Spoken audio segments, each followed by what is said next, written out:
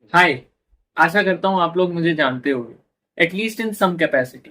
और in case नहीं जानते and you don't care about all this, तो कोई दिक्कत नहीं भाई।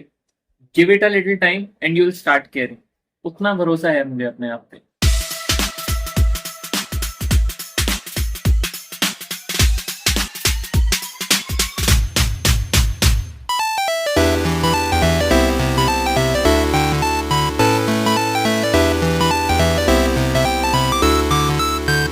नोएडा आके मैंने सीखा कि जमीन खरीदी नहीं जाती, जमीन कब्जाई जाती है।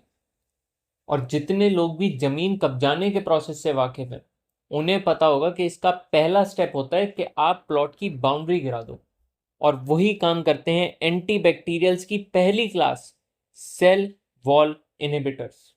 अब अगर हमें सेल वॉल का इनहिबिशन करना है तो हमें ऑफ कोर्स पहले उसका सिंथेसिस समझना पड़ेगा। तो बैक्टीरिया क्या करता है? बैक्टीरिया ग्लूकोज से बनाता है एन एसिटाइल ग्लूकोजामीन, जो कि यूडीपी से कंबाइन होके कॉम्प्लेक्स तैयार करता है यूडीपी नैग। ये इनॉल पायरुवेट ट्रांसफरेज की प्रेजेंस में कन्वर्ट हो जाता है यूडीपी नैम में, जिसमें जुड़ते हैं 5 अमीनो एसिड्स। पांचों अमीनो एसिड्स क्या हैं हमें याद रखने की कोई ज़रूरत नहीं है, हमें बस ये याद होना चाहिए कि इसमें टर्मिनली दो जो प्रेजेंट है वो होते हैं डी एलेनिन और डी एलेनिन। तो अब हमने एक कॉम्प्लेक्स तैयार कर दिया, पर क्या आपको इसके साथ कोई चैलेंजेस दिख रहे हैं कि आगे क्या परेशानी आ सकती है? मुझे पर्सनली यहाँ पे दो परेशानियां दिख रही हैं। पहला तो ये कि जो हमारी बैक्टीरियल सेल वॉल है उसमें दो मोनोमर्स हैं, पहला नैम दूसरा नैग, और यहाँ पे मुझे केवल एक दिखाई दे रहा है। तो पहले तो हमें इसे इलोंगेट कराना पड़ेगा, हमें यहाँ पे नैग और जोड़ना पड़ेगा। और दूसरी परेशानी ये कि ये जो पूरा कॉम्प्लेक्स तैयार हुआ है, ये तैयार हुआ है सेल के अंदर, और सेल वॉल होती है सेल मेम्ब्रेन के बाहर। तो अभी हमें इस बल्की ग्रुप को सेल मेम्ब्रेन क्रॉस भी करानी है, और उसके लिए हमें रिक्वायर्ड होगा एक कैरियर। उस कैरियर का नाम है बैक्टोप्रेनॉल। बैक्टोप्रेनॉल ना केवल हमारे कॉम्प्लेक्स का इलोंगेशन कराता है, बल्कि उसे सेल मेम्ब्रेन क्रॉस भी कराता है। And this, ladies and gentleman, is an active process, जिसका मतलब यहाँ पे एटीपी टूट के एडीपी बनेगा, एक फॉस्फेट ग्रुप ट्रांसफर होगा। भाई वो कहीं से टूट रहा है तो कहीं जाके जुड़ेगा भी, तो वो जाके जुड़ जाता है बैक्टोप्रेनॉल के साथ। और ये बैक्टीरिया के लिए बड़ा ही दुखदाई प्रोसेस है। क्यों? क्योंकि बैक्टीरिया अत्यंत गरीब ऑर्गेनिज्म है, उसके पास अपना खुद का न्यूक्लियस भी नहीं है, इट्स अ प्रोकैरियोट, राइट? तो वो नहीं अफोर्ड कर सकता कि वो बार बार नया बैक्टोप्रेनॉल बनाए। इसीलिए वो फॉस्फेटेज एंजाइम की मदद लेकर इस बैक्टोप्रेनॉल को रिसाइकिल कराता है। भाई फॉस्फेटेज एंजाइम क्या करेगा? ये फॉस्फेट ग्रुप यहाँ से निकलवा देगा और उसकी मदद से बैक्टोप्रेनॉल रिसाइकिल हो जाता है। तो अब हमने ये जो कॉम्प्लेक्स है इसे सेल मेम्ब्रेन के बाहर भेज दिया। आगे क्या? जो सेल वॉल है वो सिंगल लेयर की तो है नहीं, उसमें तो ये नैग और नैम जो हैं एक के ऊपर एक स्टैक हो रखे हैं। और इन दो लेयर्स को आपस में कम्युनिकेट करने के लिए भी तो कुछ चाहिए। उसके लिए डेवलप होते हैं cross linkages. Cross linkages develop कराता है एक एंजाइम जिसका नाम है ट्रांसपेप्टाइडेज। इसी एंजाइम को अंग्रेजी भाषा में पेनिसिलिन बाइंडिंग प्रोटीन भी बोलते हैं। और क्रॉस लिंकेजेस डेवलप होने के बाद हमारी सेल वॉल बन के तैयार हो जाती है। तो अब हम देख लेते हैं कि हम कौन कौन सी ड्रग्स से इस सिंथेसिस के कौन कौन से स्टेप्स में बाधा क्रिएट करते हैं। सबसे पहले तो इनोल पायरुवेट ट्रांसफरेज को इनहिबिट कराते हैं फॉस्फोमाइसिन। वहीं ये जो डी एलेनिन और डी एलेनिन है ना, ये एक्चुअली में मतलब एल एलेनिन की फॉर्म में नेचर में प्रेजेंट होता है। तो बैक्टीरिया इसे इस फॉर्म में एक्वायर करता है, फिर रेसेमेज एंजाइम की मदद से इसे डी एलेनिन में कन्वर्ट कर देता है। और इस प्रोसेस को रोकती हैं साइक्लोसेरिन। बैक्टोप्रेनॉल का सिंथेसिस रुकवाने के लिए हमारे पास ड्रग्स हैं बेसीट्रेसिन। वहीं क्रॉस लिंकेजेस की फॉर्मेशन को रोकते हैं बीटा लैक्टम्स। वेंकोमाइसिन भी क्रॉस लिंकेजेस बनने से रोकते हैं, पर इनका मैकेनिज्म ऑफ एक्शन दूसरा है। ये क्या करते हैं? ये अपने आप को डी एलेनिन से स्ट्रांगली अटैच करा देते हैं। यहाँ पे आपने देखा होगा कि मैंने केवल और केवल 3 अमीनो एसिड्स बनाए हैं, क्योंकि जो लास्ट के दो डी एलेनिन है ना, वो इस लिंकेजेस की फॉर्मेशन के टाइम पे टूट के निकल जाते हैं। तो वैंकोमाइसिन क्या करता है, डी एलेनिन से स्ट्रांगली अटैच कर जाता है, तो वो इस वाले स्टेप को इनहिबिट करा देता है कि भाई मैं डी एलेनिन को इस चेन से निकलने ही नहीं दूंगा, तो क्रॉस लिंकेज कैसे बनेगा। तो अगेन ये सेल वॉल की इंटीग्रिटी खत्म कर देते हैं। तो अभी तक हमने जितने भी सेल वॉल इनहिबिटर्स हैं उन सब के मैकेनिज्म ऑफ एक्शन देख लिए। अब एक एक करके इनकी फैमिलीज को इलेबोरेट करना चालू करते हैं।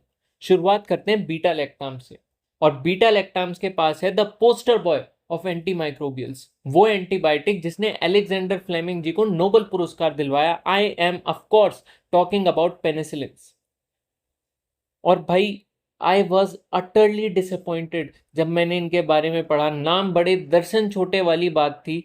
मैं आपको बताता हूँ क्यों। जो नेचुरली अक्रिंग पेनिसिलिन है, पेनिसिलिन जी, पहली बात तो वो नैरो स्पेक्ट्रम है, केवल और केवल ग्राम पॉजिटिव बैक्टीरिया पे एक्ट करेगी, ग्राम नेगेटिव का कुछ नहीं बिगाड़ सकती। दूसरा, एसिड लेबाइल होती है, एसिडिक एनवायरनमेंट में जाते ही टूट जाएगी। I wonder way that is going to cause a problem. It's not like I have a stomach full of acid जो कि इसे ओरली इनफेक्टिव बना देगा।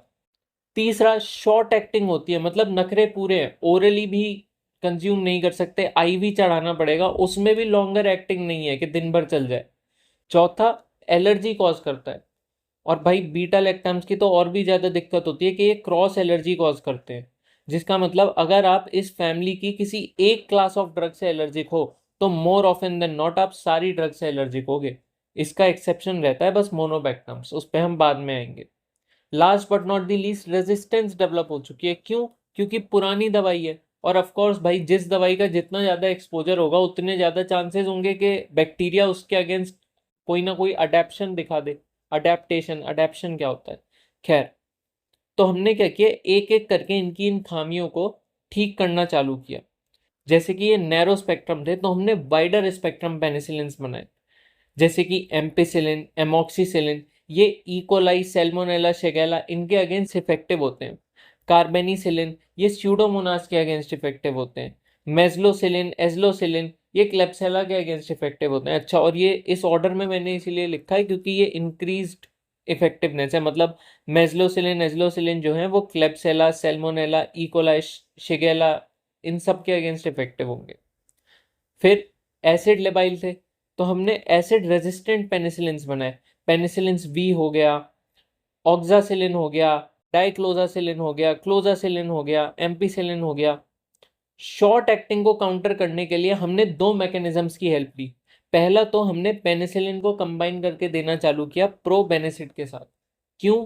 क्योंकि जो पेनिसिलिन होती है वो किडनी के थ्रू एक्सक्रीट होती है, और किडनी में भी स्पेसिफिक चैनल्स होते हैं पेनिसिलिन के जो इसे ट्यूब्यूल में सिक्रीट करते हैं।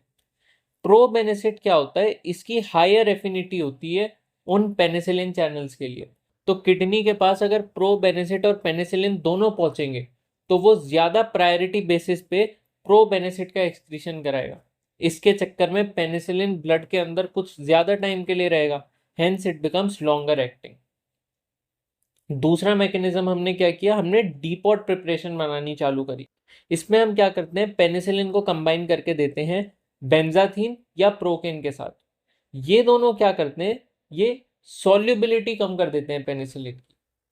उससे हमें क्या फायदा पड़ेगा, देखो जो डीपॉट प्रिपरेशंस होती हैं वो हम इंट्रामस्कुलरली इंजेक्ट करते हैं, तो मसल से अभी दवाई को ब्लड के अंदर आना है, ब्लड वेसल्स के अंदर।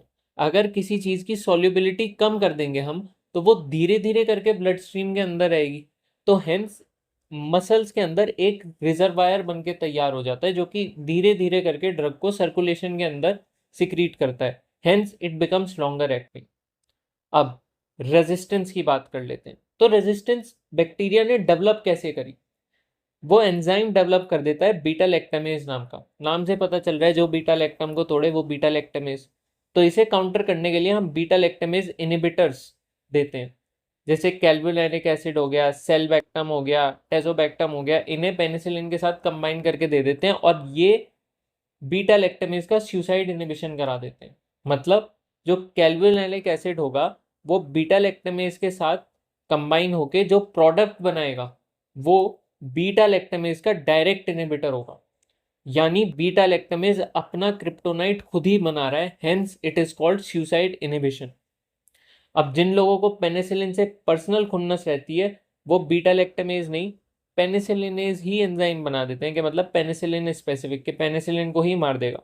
उनके लिए हमने बना दी पेनिसिलिनेज रेजिस्टेंट पेनिसिलिन, जिनके एग्जाम्पल हैं क्लोजासिलिन, ऑक्सासिलिन, नेफ्सिलिन। नेफ्सिलिन का साइड इफेक्ट होता है कि न्यूट्रोपीनिया कॉज कर देता है। मेथिसिलिन, मेथिसिलिन बहुत ही प्यारी दवाई है, सबसे ज़्यादा रेजिस्टेंट पेनिसिलिन होती है, इसीलिए हम लोगों की बहुत ऐसी तैसी हो गई थी जब एमआरएसए डेवलप हुए थे कि स्टेफ ऑरियस ने मेथिसिलिन के अगेंस्ट रेजिस्टेंस फॉर्म कर लिए। उनके लिए हमें अलग से ड्रग्स डेवलप करनी पड़ी थी। हम आगे पढ़ेंगे कि एमआरएसए के लिए कौन कौन सी ड्रग्स इफेक्टिव होती हैं। इसका साइड इफेक्ट होता है कि ये इंटरस्टिशियल नेफ्राइटिस कराता है। अब कुछ मिसलेनियस पॉइंट्स देख लेते हैं, जैसे कि एम्पिसिलिन जो है वो ड्रग ऑफ चॉइस होती है लिस्टीरिया के लिए और कॉन्ट्रा इंडिकेटेड होती है एप्स्टीन बार वायरस के लिए, ये इसमें रैशेस कॉज कर देती है। सिफिलिस, सिफिलिस की स्टेजेस और ड्रग रिजीम देखते हैं।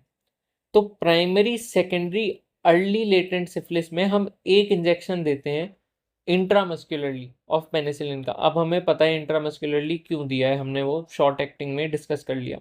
और कॉन्सेंट्रेशन क्या रहती है 2.4 मिलियन इंटरनेशनल यूनिट्स। वहीं लेट लेटेंट में हम देते हैं 3 इंजेक्शंस वीकली इंटरवल पे of the same concentration 2.4 million international units. अच्छा, पर भाई इनका मतलब क्या है, primary, secondary, early latent, late latent? देखो, प्राइमरी सिफिलिस हम तब बोलेंगे जब जो लीजन्स होंगे सिफिलिस के, जो अल्सर्स होंगे वो लोकलाइज्ड होंगे। लोकलाइज से क्या मतलब, भाई सिफिलिस इज एन एसटीडी, तो वो जिस भी रूट के थ्रू फैला है केवल और केवल वहीं उसके लीजन से स्प्रेड कर रहे हैं।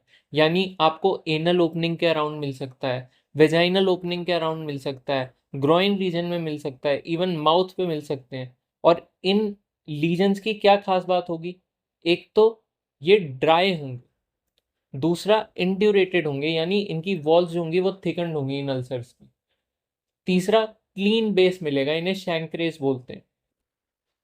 सेकेंडरी सिफिलिस हम कब बोल देंगे, सेकेंडरी सिफिलिस हम तब बोलेंगे जब ये जो लीजन्स हैं ये मॉइस्ट हो जाएंगे। अच्छा, इन दोनों ही केसेस में हमें पेनलेस अल्सर्स मिलते हैं, पेनफुल नहीं होते। पर सेकेंडरी क्या है, सेकेंडरी हाईली इन्फेक्शियस होता है, ये स्प्रेड कर जाता है, तो ये माइग्रेट कर जाएगा। और सबसे ज़्यादा कैरेक्टरिस्टिकली सेकेंडरी सिफिलिस में हमें पाम्स और सोल्स का इन्वॉल्वमेंट दिखता है, तब हम सिफिलिस को सेकेंडरी सिफिलिस बोल देते हैं। अर्ली लेटेंट से क्या मतलब है, देखो लेटेंट का मतलब है कोई चीज़ डोरमेंट पड़ी हुई है, कुछ नहीं कर रही, तो एसिम्टोमेटिक रहेगा। और अर्ली से हमारा मतलब है कि सिफिलिस का जो एक्सपोजर है पेशेंट को अभी 1 साल से कम हुआ है इस इन्फेक्शन को एनकाउंटर किए हुए। वहीं लेट लेटेंट हम तब बोल देंगे जब पेशेंट एसिम्टोमेटिक है लेकिन सिफिलिस पेशेंट को 1 साल से पहले का इन्फेक्शन है। न्यूरोसिफिलिस, न्यूरोसिफिलिस नाम से पता चल रहा है कि भाई जब सीएनएस इन्वॉल्व कर लिया है, इसमें हमें मेनिंजाइटिस होगा, जिसका कैरेक्टरिस्टिक फीचर होता है कि भाई नेक स्टिफनेस की कंप्लेन करेगा पेशेंट। तो न्यूरोसिफिलिस के केस में हम एक्वस पेनिसिलिन जी देते हैं। अच्छा, मेनिंजाइटिस से मुझे याद आया कि मेनिंजाइटिस का जो डेफिनेटिव ट्रीटमेंट है वो भी पेनिसिलिन जी ही है। डेफिनेटिव किस केस में, जब मेनिंजाइटिस का कॉज है मेनिंजोकोकाई बैक्टीरिया। उसी के साथ पेनिसिलिन हमने पूरे डिस्कस कर लिए हैं। बीटा लैक्टम्स की अगली क्लास है सिफेलोस्पोरिन्स। और भाई सिफेलोस्पोरिन्स बहुत ही ज़्यादा स्ट्रेट फॉरवर्ड है। ऐसा मैं क्यों बोल रहा हूँ, क्योंकि इसे बड़ी ही मेथोडिकली कैटेगराइज कर रखा है हमने 5 जनरेशन्स में, 1 2 3 4 5। इन सारी जनरेशन्स के अपने खुद के कैरेक्टरिस्टिक्स हैं, अपने खुद के यूजेस हैं, हमें केवल और केवल इनके एग्जाम्पल्स देखने हैं और ये समझना है कि ये जनरेशन्स किस बेसिस पे हमने डिवाइड करी हैं, और फिर हमारी सिफेलोस्पोरिन्स खत्म हो जाएंगी। तो शुरुआत करते हैं। जनरेशन 1 जो होती है वो होती है narrow spectrum and it is only effective against gram positive bacterias. Wait a minute, क्या ये सेम बात मैंने पेनिसिलिन जी के लिए भी बोली थी? वो भी नैरो स्पेक्ट्रम थी, वो भी केवल और केवल ग्राम पॉजिटिव बैक्टीरियाज के अगेंस्ट ही इफेक्टिव थी। So is there a logic behind this pattern या फिर it is a mere coincidence? The answer to this question lies in the cell envelope. देखो, जो ग्राम पॉजिटिव बैक्टीरिया है उसके cell envelope में हम नोटिस कर सकते हैं कि जो सेल वॉल है इट इज कंप्लीटली एक्सपोज्ड। वहीं ग्राम नेगेटिव के केस में जो सेल वॉल है उसके ऊपर एक एडिशनल लेयर होती है ऑफ लाइपोपॉलीसेकेराइड। इसीलिए it is quite logical to think कि जितने भी सेल वॉल इनहिबिटर्स होंगे मोर ऑफन देन नॉट वो ग्राम पॉजिटिव बैक्टीरिया के अगेंस्ट ज्यादा इफेक्टिव होंगे। और यही ट्रेंड साइंटिस्ट ने भी नोटिस किया। तो हमने आगे आगे जो जनरेशन्स डेवलप करी उसमें हमारा सोल फोकस ये था कि हम इन ड्रग्स को ग्राम नेगेटिव बैक्टीरिया के अगेंस्ट भी इफेक्टिव बनाए। हेंस हम देखेंगे कि फर्स्ट जनरेशन से फिफ्थ जनरेशन जाते हुए जो effectiveness on gram negative bacteria है वो बढ़ती चली जाएगी। इसके क्या कारण है? पहला तो फर्स्ट से फिफ्थ जनरेशन जाते हुए इनकी पोलैरिटी इंक्रीज हो जाती है और पोलैरिटी इंक्रीज होने की वजह से ये पोरेंस के लिए ज़्यादा रिसेप्टिव होंगे। अब जो भी दवाई पोरेंस को क्रॉस कर जाएगी वो सेल वॉल तक पहुंच जाएगी तो ऑफकोर्स वो ग्राम नेगेटिव बैक्टीरिया में ज़्यादा इफेक्टिव होंगे। तीसरी बात, ये बीटा लैक्टमेज रेजिस्टेंट हो जाते हैं ज़्यादा। तो जैसे जैसे हम जनरेशन में आगे बढ़ेंगे हमें स्ट्रॉन्गर एंटीबायोटिक्स मिलेंगी जो कि ज़्यादा स्ट्रॉन्ग इन्फेक्शंस के अगेंस्ट इफेक्टिव हो। Last but not the least इनकी एफिनिटी बढ़ा दी हमने for gram negative penicillin binding proteins. और इसी स्पेसिफिसिटी के कारण जैसे जैसे हम फिफ्थ जनरेशन तक जाएंगे हमारी effectiveness towards gram positive bacteria घट जाती है। Fair enough. अच्छा एक बात और, जिस भी ड्रग की पोलैरिटी इंक्रीज हो जाएगी जो भी हाईली पोलर ड्रग होगी वो ओरली इनफेक्टिव हो जाती है क्योंकि वो मेम्ब्रेन क्रॉस नहीं कर पाती, उसका एब्जॉर्प्शन उतना अच्छा नहीं होता। तो ये जो लास्ट वाली जनरेशन 5 होती है ना, इवन जनरेशन 4, ये आईवी देते हैं। चलो अब इनके एग्जाम्पल्स देख लेते हैं और यूजेस देख लेते हैं। तो जनरेशन 1 में हमारे पास आते हैं सीफा ड्रग्स। इन सब के नाम के आगे सीफा लग रहा है।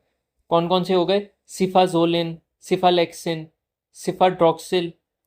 ये जितने भी होंगे एज डिस्कस्ड अर्लियर ये ग्राम पॉजिटिव के अगेंस्ट ही इफेक्टिव होंगे। दूसरा, ये सर्जिकल प्रोफाइलेक्सिस में यूज होते हैं। सर्जिकल प्रोफाइलेक्सिस से हमारा क्या मतलब है? देखो सर्जरी के टाइम पे हम बॉडी का एक्सपोजर बढ़ा रहे हैं, हम इंट्रोड्यूस कर रहे हैं फॉरेन ऑब्जेक्ट्स, सर्जिकल इक्विपमेंट्स हो गए, वूंड्स खोलते हैं हम, डस्ट वगैरह का एक्सपोजर हो सकता है। तो इस कारण सर्जरी से किसी भी बंदे को इन्फेक्शन लगने के चांसेस बढ़ जाते हैं। इवन दो हम इन सारी चीज़ों को प्रिवेंट करने की पूरी कोशिश करते हैं with the help of sterilisation और ओटी हाइजीन, लेकिन फिर भी कुछ चांसेस तो रहते हैं कि भाई कोई इन्फेक्शन हो जाए। तो वो ना हो उसके लिए हम सर्जरी से पहले ही एंटीबायोटिक का कोर्स चालू कर देते हैं, उसे कहते हैं सर्जिकल प्रोफाइलेक्सिस। अब जनरेशन टू में कौन कौन सी ड्रग्स आ जाएंगी? सिफुरॉक्सीन, सिफॉक्सीटिन, सेफमेटाजोल, ये सब एनारोब्स के अगेंस्ट भी इफेक्टिव होते हैं। जनरेशन 3 में आती है सिफेक्सिम, सिफोटाजीन, सिफोपेराजोन। ये ग्राम नेगेटिव बैक्टीरिया के अगेंस्ट इफेक्टिव होती हैं। अब वो देखा था ना हमने कि जैसे जैसे जनरेशन 1 से 5 की तरफ आएंगे धीरे धीरे करके हम ग्राम नेगेटिव के अगेंस्ट ज़्यादा इफेक्टिव होते चले जाएंगे। और उसमें भी ग्राम नेगेटिव में अभी केवल और केवल कम्युनिटी एक्वायर्ड इन्फेक्शंस उनके अगेंस्ट ही एक्ट करते हैं। उनके एग्जांपल क्या हैं? Salmonella, मेनिंजोकोकाई, influenzae. इन सब के अगेंस्ट हमारी जनरेशन 3 सिफेलोस्पोरिन्स एक्ट करती हैं। जनरेशन 4 में कौन कौन सी दवाइयाँ आ गई? सेफीपाइन, सेफपाइरोम। ये भी ग्राम नेगेटिव के अगेंस्ट इफेक्टिव होती हैं पर ये हॉस्पिटल एक्वायर्ड इन्फेक्शंस को भी काउंटर करते हैं। क्यों? क्योंकि इनकी बीटा लैक्टामेज के अगेंस्ट रेजिस्टेंस बढ़ चुकी है। और ऑफ कोर्स भाई जो हॉस्पिटल एक्वायर्ड इन्फेक्शंस होंगे वो ज़्यादा रेजिस्टेंट होंगे नॉर्मल से, क्योंकि वो इतने हार्श एनवायरनमेंट में ग्रो कर पा रहे हैं। वो इसीलिए ग्रो कर पा रहे हैं ना क्योंकि वो रेजिस्टेंट हो चुके हैं बाकी ड्रग्स से। तो हमें स्ट्रॉन्गर एंटीबायोटिक्स चाहिए होती हैं, उसके लिए हम जनरेशन 4 का यूज़ करते हैं। हॉस्पिटल एक्वायर्ड इन्फेक्शंस के क्या क्या एग्जाम्पल है? क्लेब्सेला हो गया, स्यूडोमोनास हो गया, एसिनेटोबैक्टर हो गया। Last but not the least जो फिफ्थ जनरेशन है उसमें आ गया सेफ्टीबाइप्रोल, सेफ्टारोलिन। ये एमआरएसए के अगेंस्ट इफेक्टिव होते हैं। अच्छा इसमें इंपॉर्टेंट बात यह है कि सारे के सारे बीटा लैक्टम्स में केवल और केवल generation 5 of cephalosporin is effective against MRSA। बाकी और कोई भी बीटा लैक्टम MRSA के अगेंस्ट इफेक्टिव नहीं होता। सिफेलोस्पोरिन के बारे में कुछ एडिशनल पॉइंट्स। एक तो रीनल सेफ कौन कौन सी ड्रग्स होंगी? रीनल सेफ सिफेलोस्पोरिन में होती हैं सिफोपेराजोन और सेफ्ट्राइक्सोन। ये रीनल सेफ क्यों है? क्योंकि ये बाइल के थ्रू एक्सक्रीट होती हैं, तो किडनी का रोल नहीं रहता, इसीलिए रीनल फेलियर में भी ये दवाइयां हम दे सकते हैं, ये एंटीबायोटिक चला सकते हैं। स्यूडोमोनास के अगेंस्ट कौन कौन सी इफेक्टिव होंगी? सेफ्टाजीडीन और सेफोपेराजोन। ये दोनों जनरेशन 3 में, और जनरेशन 4 तो हमने पढ़ी ही थी कि स्यूडोमोनास के अगेंस्ट इफेक्टिव है, ये लिख रहा ना कि हॉस्पिटल एक्वायर्ड इन्फेक्शन में स्यूडोमोनास, तो जनरेशन 4 वाली ड्रग्स हो गई, और जनरेशन 3 में ये दोनों इफेक्टिव है। डाइसल्फिराम लाइक रिएक्शंस कौन सी कॉज करेंगे? डाइसल्फिराम हमें पता ही है कि वो एल्डिहाइड का लेवल इंक्रीज कर देता है बॉडी में, इसीलिए एल्कोहलिक्स में ये वाली ड्रग्स कॉन्ट्राइंडिकेटेड हो जाती हैं, क्योंकि फिर ये नोजिया, वॉमिटिंग, हेडेक वैसे सिम्टम्स लाते हैं। तो ऐसी रिएक्शन कौन दिखाएगा? एक तो सेफोपेराजोन और मोक्सालेक्टम और सेफोटिटैन, ये जो ड्रग्स हैं ये हमारी डाइसल्फिराम लाइक रिएक्शंस दिखाएंगी। हाइपोप्रोथ्रोम्बिनीमिया कौन सी ड्रग्स करेंगी? मतलब कि तुम्हारे क्लॉटिंग फैक्टर्स की डेफिशिएंसी कर देंगी, प्रोथ्रोम्बिन की डेफिशिएंसी कर देंगी, तो इसीलिए ये जितनी भी ड्रग्स हैं ये वॉरफेरिन वगैरह के साथ कॉन्ट्राइंडिकेटेड रहेंगी कि भाई किसी का ऑलरेडी हमने क्लॉटिंग को इनहिबिट करने के लिए ड्रग्स चला रखी हैं, तो उनमें फिर ये वाली एंटीबायोटिक्स मत दो। इनके एग्जांपल्स क्या हो गए? सेफोपेराजोन, मोक्सालेक्टम, सेफोटिटैन, ये सब हमारी हाइपोप्रोथ्रोम्बिनीमिया कॉज करती हैं। अब अगली क्लास ऑफ बीटा लैक्टम्स जो हम डिस्कस करने वाले हैं वो है कार्बीपेनम्स। कार्बीपेनम्स का इंपॉर्टेंट फंक्शन क्या है कि ये इफेक्टिव होते हैं against extended spectrum beta lactamase bacteria. क्या मतलब है इस बात का? कि भाई एक्सटेंडेड स्पेक्ट्रम पेनिसिलिन्स जो थी उनके अगेंस्ट भी बीटा लैक्टमेज एंजाइम बना के कुछ बैक्टीरियाज ने रेजिस्टेंस डेवलप कर ली है, और कार्बापेनम्स उन बैक्टीरियाज के अगेंस्ट भी इफेक्टिव है। दूसरी अच्छी बात क्या है इनकी कि ये बहुत ही वाइड स्पेक्ट्रम होती है, gram positive, gram negative, anaerobe सब के अगेंस्ट इफेक्टिव होती है। तो इनके एग्जांपल्स क्या क्या हैं? सबसे पहला एग्जांपल है इमीपेनम। इमीपेनम सबसे ज्यादा टॉक्सिक कार्बापेनम है। ये एक तो सीजर्स कॉज करता है, इसीलिए कॉन्ट्रा इंडिकेटेड होता है in the case of epilepsy. वहीं ये नेफ्रोटॉक्सिक भी है, जिसे काउंटर करने के लिए हम इसमें ऐड करते हैं सीलास्टेटिन। सीलास्टेटिन क्या करता है? ये होता है डीहाइड्रोपेप्टाइडेज 1 इनहिबिटर। इस एंजाइम का काम होता है कि ये इमीपेनम को तोड़ता है और फिर उसके ब्रेकडाउन के बाद टॉक्सिन्स प्रोड्यूस करता है, जिसके कारण ये नेफ्रोटॉक्सिक हो जाता है। तो इसीलिए हम ये इनहिबिटर देके इस एंजाइम को ही रोक देते हैं। अदर ड्रग्स कौन सी हैं इसमें? बाकी आ गई मीरोपेनम, एट्रापेनम, डोरीपेनम। इन सबको सीलास्टेटिन की जरूरत नहीं होती, प्लस इसमें सीजर्स का भी जो रिस्क है वो घट जाता है। फेरोपेनम और हमें एग्जाम्पल याद रखना चाहिए, क्यों? क्योंकि ये अकेली कार्बीपेनम है जो कि हम ओरली दे सकते हैं, कि ये वाली हम खा सकते हैं। फाइनली बात कर लेते हैं about the last class of beta lactams जो कि है मोनोबैक्टम। मोनोबैक्टम के बारे में हमने पहले भी बोला था कि भाई ये क्रॉस एलर्जी कॉज नहीं करती। अब उसका रीजन समझ लेते हैं। देखो, मोनो का मतलब होता है सिंगल। अब यहाँ पे ये खुद को सिंगल बोल के किस तरफ इशारा कर रहा है? क्या ये हमें अपना रिलेशनशिप स्टेटस बता रहा है? बिल्कुल भी नहीं। ये यहाँ पे हमें अपना केमिकल स्ट्रक्चर बता रहा है। जितने भी बीटा लैक्टम्स होते हैं उनके पास दो रिंग्स होती हैं, एक तो होती है लैक्टम रिंग और एक होती है वेरिएबल रिंग। अब वेरिएबल तो ऑफकोर्स क्लास टू क्लास बदलेगी, लेकिन लैक्टम रिंग क्या होती है? लैक्टम रिंग में होती है 4 मेंबर्स और फंक्शनल ग्रुप इसमें होता है अमाइड। और मोनोबैक्टम्स के पास केवल और केवल ये लैक्टम रिंग ही होती है, इसीलिए इन्हें बीटा लैक्टम्स में क्लासिफाई कर रखा। और इसी स्ट्रक्चरल डिफरेंस के कारण ये अपनी बाकी क्लासेस के साथ क्रॉस एलर्जी शो नहीं करते। दूसरा क्या कोरिलेशन बैठा सकते हैं हम इसके साथ? देखो, ये स्ट्रक्चरली छोटे हो गए और उस चक्कर में ये LPS क्रॉस कर सकते हैं, तो ये सेल वॉल तक ज़्यादा आसानी से पहुंच सकते हैं। Hence monobactams are only effective against gram negative bacterias. Example क्या हो गया मोनोबैक्टर्म का? एस्ट्रियोना। और इसी के साथ दोस्तों beta lactams is done and dusted. दोस्तों बीटा लैक्टम्स पढ़ने के बाद भी मैं अभी क्रॉस लिंकेजेस को और पनिश करना चाहता हूं। क्या आप किसी और क्लास की ड्रग को जानते हैं जो कि क्रॉस लिंकेजेस प्रिवेंट कराए? Of course, vancomycin. I am so sorry about that intro, पर खैर, also something about vancomycin just screams purple to me. Comment down below if you agree with this colour scheme, या फिर अगर आपको कोई colour assign करना होता vancomycin का तो आप कौन सा कलर असाइन करते? This will also tell me that you were watching to this point. खैर, दिमाग मेरे पास ज़्यादा है नहीं तो मैं उतना लगाता नहीं हूँ, इसीलिए हम इस क्लास में जितनी भी बातें करेंगे सब एकदम जनरल नॉलेज बेस्ड करेंगे। सबसे पहला तो ये कि ये इफेक्टिव होते हैं केवल और केवल ग्राम पॉजिटिव इन्फेक्शंस के अगेंस्ट। हमने ऑलरेडी पहले डिस्कस कर रखा है, ये भी सेल वॉल इनहिबिटर है ना। हाईली पोलर है तो इफेक्टिव नहीं होंगे ओरली, बिकॉज इनको एब्जॉर्प्शन में दिक्कत आती है। कौन कौन से बैक्टीरिया के इन्फेक्शंस को काउंटर नहीं कर पाएंगे? स्यूडोमोनास को नहीं मार पाएंगे, सेल्मोनेला टाइफी को नहीं मार पाएंगे, ऑब्वियसली क्योंकि ये ग्राम नेगेटिव है। रेजिस्टेंस कैसे डेवलप होती है वेंकोमाइसिन के अगेंस्ट? हमने इनका मैकेनिज्म ऑफ एक्शन देख रखा है कि ये डी एलेनिन से टाइटली अटैच हो जाते हैं। तो हम अगर इसको स्ट्रक्चरली चेंज कर दें तो वेंकोमाइसिन के पास बाइंड करने के लिए कोई जगह नहीं होगी और जो बैक्टीरिया होगा वो रेजिस्टेंट हो जाएगा।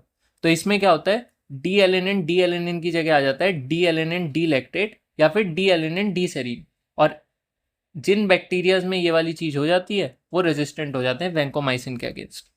इनके साइड इफेक्ट्स क्या होते हैं? देखो, वेंकोमाइसिन जो होता है वो मास्ट सेल्स को स्टिमुलेट करके हिस्टामिन का रिलीज करा देता है। उस चक्कर में हो जाता है रेड मैन सिंड्रोम, जिसमें तुम्हें फ्लशिंग मिलेगी, मतलब रेडनेस हो जाएगी पूरी फेस पे, इचिंग होगी। और ये प्रिवेंट कैसे कर सकते हैं हम? अगर हम आईवी से इसका स्लो इन्फ्यूजन करें, क्योंकि रेडमैन सिंड्रोम हुआ ही इसलिए क्योंकि हमने वेंकोमाइसिन बहुत ही फास्ट रेट पे बॉडी में इंट्रोड्यूस करा दिए। बाकी ये नेफ्रोटॉक्सिक होते हैं, ऑटोटॉक्सिसिटी कॉज करते हैं, इरिवर्सिबल। तो ये इनके साइड इफेक्ट्स हैं जो कि बहुत इंपॉर्टेंट है। बाकी कौन कौन से बैक्टीरिया वेंकोमाइसिन के अगेंस्ट रेजिस्टेंट है, उनके एग्जांपल्स क्या क्या हैं? एक तो ल्यूकोनोस्टॉक, एंटेरोकोकस, वीआरई, वेंकोमाइसिन रेजिस्टेंट एंटेरोकोकस। ये क्या क्या चीज़ें कॉज करता है? यूटीआई कॉज करता है, बैक्टीरिया कॉज करता है, एंडोकार्डाइटिस में इसका रोल रहता है, इंट्रा एब्डोमिनल इन्फेक्शंस कॉज कर सकता है। यूजेस क्या क्या है वेंकोमाइसिन के? ड्रग ऑफ चॉइस है फॉर एमआरएसए। एमआरएसए के अगेंस्ट हमने दूसरी कौन सी दवाई पढ़ी थी? बीटा लैक्टम्स में केवल एक जगह एमआरएसए की बात की गई है, वो है 5th जनरेशन सिफेलोस्पोरिन्स में। बाकी ड्रग ऑफ चॉइस है for toxic shock syndrome. Last but not least, drug of choice है at least in India for pseudomembranous colitis. और ग्लोबली इसकी क्या ड्रग ऑफ चॉइस है? ग्लोबली होती है फिडॉक्सीमाइसिन। और इसी के साथ वेंकोमाइसिन खत्म। तो अब हमने स्यूडोमेम्ब्रेनस कोलाइटिस की ड्रग ऑफ चॉइस तो पढ़ ली, लेकिन ये डिजीज होती क्या है ये पढ़ना भी बहुत ज़रूरी है। क्यों? क्योंकि इस डिजीज के डेवलपमेंट में एंटीबायोटिक्स का बहुत ही मेजर रोल होता है। स्यूडोमेम्ब्रेनस कोलाइटिस का पॉजिटिव एजेंट है कोलिस्ट्रीडियम डिफिसाइल, और कोलिस्ट्रीडियम डिफिसाइल हमारे गट में वैसे भी प्रेजेंट होता है, बट इसकी पॉपुलेशन को चेक में रखा जाता है बाय द कमेंसल ऑर्गेनिजम्स या गुड बैक्टीरिया जो हमारे फ्लोरा में होते हैं, क्योंकि रिसोर्सेज तो लिमिटेड ही हैं। तो वहाँ पे अगर बहुत सारे बैक्टीरिया रहेंगे तो फिर वो उन रिसोर्सेज के लिए compete करेंगे। हेंस किसी एक पॉपुलेशन का ओवर ग्रोथ या आउट ग्रोथ होना बहुत ही इम्प्रॉबेबल हो जाता है। लेकिन अगर हम बहुत ज़्यादा मात्रा में एंटीबायोटिक्स यूज़ करें तो उस चक्कर में हमारा गट फ्लोरा डिस्ट्रॉय हो जाता है और फिर कंपटीशन खत्म हो जाता है। हेंस डेफिसाइल की ओवर ग्रोथ हो जाती है। अब ये प्रोड्यूस कराता है टॉक्सिन ए और बी जो कि इन्फ्लेमेशन को स्टिमुलेट करते हैं। तो उससे हमारी इंटेस्टाइन में आ जाती हैं इन्फ्लेमेटरी सेल्स, और वो म्यूकोजा के अराउंड एक स्यूडो मेम्ब्रेन बना लेती हैं। उसी कारण से इस डिजीज का नाम पड़ा है स्यूडो मेम्ब्रेनस कोलाइटिस। कौन कौन सी एंटीबायोटिक्स हैं जो कि इसमें मेजर रोल प्ले करती हैं? एक तो सिफेलोस्पोरिन्स 3rd जनरेशन, क्लिंडामाइसिन, एम्पीसिलिन और फ्लोरोक्विनोलॉल्स। ये जितनी भी एंटीबायोटिक्स हैं they play a major role in destroying the GIT flora. तो सेल वॉल इनहिबिट करने के बाद अब बात करते हैं सेल एनवेलप के ही दूसरे इंटरनल स्ट्रक्चर की, विच इज सेल मेम्ब्रेन। और सेल मेम्ब्रेन की किसी भी सेल में कितनी अहमियत होती है ये तो शायद मुझे आपको बताने की जरूरत नहीं पड़नी चाहिए। पैथोलॉजी में भी जब हम इरिवर्सिबल सेल डेथ की बात करते हैं तो हम मेन 3 ही ऑर्गेनेलीज पे फोकस करते हैं, माइटोकॉन्ड्रिया, न्यूक्लियस और cell membrane. And again as mentioned before, bacteria जो हैं वो तो प्रोकैरियोट्स हैं, तो उन बेचारों के पास तो केवल और केवल सेल मेम्ब्रेन है इन तीनों में से। तो सबसे पहली चीज जो हम याद रखेंगे वो ये कि सेल मेम्ब्रेन इनहिबिटर्स जितने भी हैं सारे बैक्टीरियोसाइडल होंगे और ये लास्ट रिजॉर्ट ड्रग्स होते हैं। Daptomycin is the reserve drug for gram positive infections and colistin is the reserve drug for gram negative infections. कौन से ग्राम पॉजिटिव इन्फेक्शंस के लिए इन्हें बचा के रख रखा है? ये ड्रग ऑफ चॉइस होते हैं फॉर वीआरएसए। बैंकोमाइसिन हमने पढ़ा था ना कि उन्हें एमआरएसए में देते हैं कि जो मेथिसिलीन से रेजिस्टेंट हो गए हैं स्टैफ ऑरियस, ये उन स्टैफ ऑरियस के अगेंस्ट एक्ट करते हैं जो कि वैंकोमाइसिन से भी रेजिस्टेंट हो चुके हैं, तो इसीलिए इन्हें लास्ट रिजॉर्ट बोला जाता है। साइड इफेक्ट क्या है इनका कि ये मायोपैथी कॉज करते हैं। कॉलिस्टीन ड्रग ऑफ चॉइस होते हैं फॉर सुपर बग, एनडीएम, इसके बारे में आगे पढ़ेंगे। इसका साइड इफेक्ट क्या होता है कि नेफ्रोटॉक्सिक होते हैं और न्यूरोटॉक्सिक होते हैं। अच्छा, डेप्टोमाइसिन के बारे में क्या याद रखने वाली बात है कि डेप्टोमाइसिन निमोनिया के अगेंस्ट इनफेक्टिव हो जाता है। क्यों?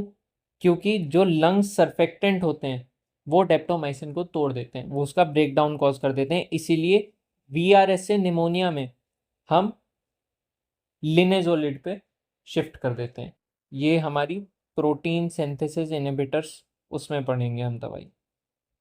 चलो, तो अब इन फ्लो चार्ट्स के थ्रू समझने की कोशिश करते हैं कि कौन कौन सी ड्रग रेजिस्टेंट होने पे हम किन एंटीबायोटिक्स का सहायता लेते हैं। तो जैसे कि अगर हमें क्लेब्सेला के इन्फेक्शन को काउंटर करना है तो उसके लिए हमारे पास सबसे पहले दवाई होती है मेजलोसिलिन, एजलोसिलिन, पिप्रासिलिन।